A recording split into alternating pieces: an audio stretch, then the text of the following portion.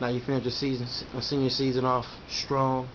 You know, you're known throughout the state, throughout the region, throughout the Midwest. Now it's time for recruiting.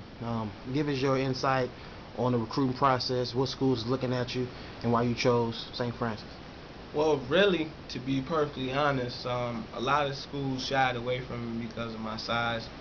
They liked the speed, they liked my vision and everything, but they were, really wasn't too enthused about my size. A lot of guys So with want schools, so with D1 schools, D1, yeah, ask you to come play DB maybe, or be a walk on, specialist. be a preferred walk on, Okay. stuff like special teams guys, stuff like What that. schools is that though? Ball State, I had Ball State. I had University of Ohio. I had the University of Nevada, University of Colorado. I had Colorado State University. I had a couple schools that was just really like they liked my game. They just felt that I was a little small. They probably wanted me to go to prep school first, then come in. But that wasn't my focus. My at the end of the whole process, St. Francis seemed pretty good to me. I met the staff down there in Fort Wayne, and they seemed like pretty cool guys. It seemed like a place I wanted to be. They were winners, so I wanted to be a part of a winning tradition. So St. Francis was the easy pick for me. Okay. So now being recruited by Colorado State, Nevada, Ball State, now you're going down to St. Francis, which is a hell of a program. Yeah.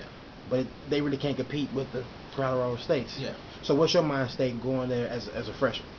It's basically just to go in there and do what I have to do. I would like to be honest. After high school, my mind was still on football, but it wasn't necessarily on football. It was basically getting an education, finding somebody who will help me pay for it, and just basically get through it.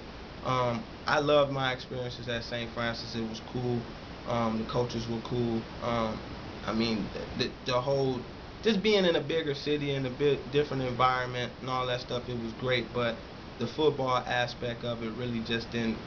It just wasn't going the way that I wanted it to. So. What happened? Well, I was injured a lot. I got injured a whole bunch in school. Pulled hamstrings. I had 2 knee surgeries. Wow. It was Because in high school, you was real durable. yeah, durable.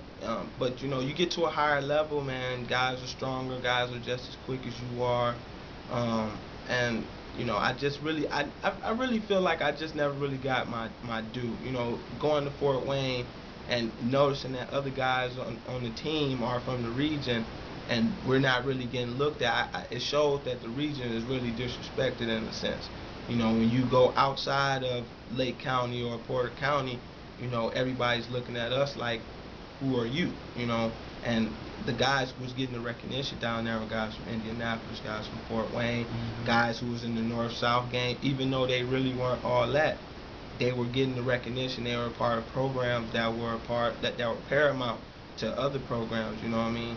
Like the Carmels and the Hobarts and the stuff like that. Like people, the tradition. If you came from a school with tradition, they looked at you. They gave you a different type of look. As whereas I'm coming from East Chicago Central, our football tradition isn't as rich as others. So, politics played into it as well. But the best people got out there and they played. St. Francis won games, so I can't hate on anybody. Okay.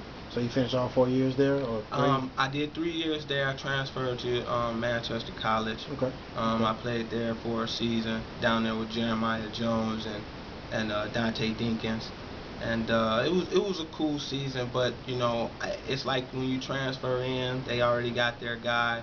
You have to prove that you're better than their guy, and it's a lot of different stuff. But I finished out the rest of my playing days at Manchester. Came back home. Now I'm in school. I'm going to IU Northwest in Gary, Indiana. My major is SPIA, concentration in criminal justice, and hopefully, this is my last year of school, so I'm gonna start my professional career pretty soon. So. Gotcha. Now, when you went to St. Francis as a freshman, did you have any goals and dreams of going to NFL, Canada, Arena during that time? I would really seriously say that at first everybody's mind is on that. everybody's mind is to go to the next level and to be at the next level. It's not that I looked at it and said that's too hard. It's just that you have to have an opportunity to get somewhere to do something.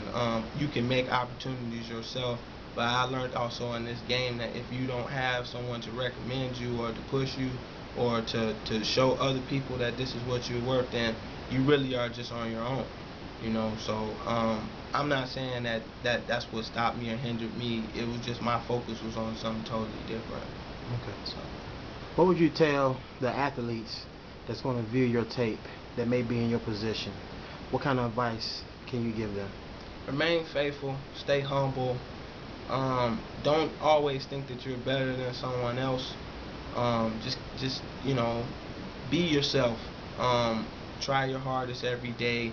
Listen to your coaches, regardless if you think they don't know what they're talking about or not. They're the coach. They're the ones that's giving you the chance and the opportunity to be on the field. So listen and take whatever they're trying to give you, and just ball out. Give your 110% because when it's over with, it's over. Okay. What is one motto that Sam Daniels lived by and will always live by? Go hard and go home. All right. Sam, I want to thank you, man, for being on Athletes Lives Network, man. Really appreciate it. In the next couple of months, man, we're going to have a round table with all the running backs of all time. And it'll be an opportunity to really sit down there and let everybody know why you are the best. All right. It's Athletes Lives Network. Once an athlete, always athlete.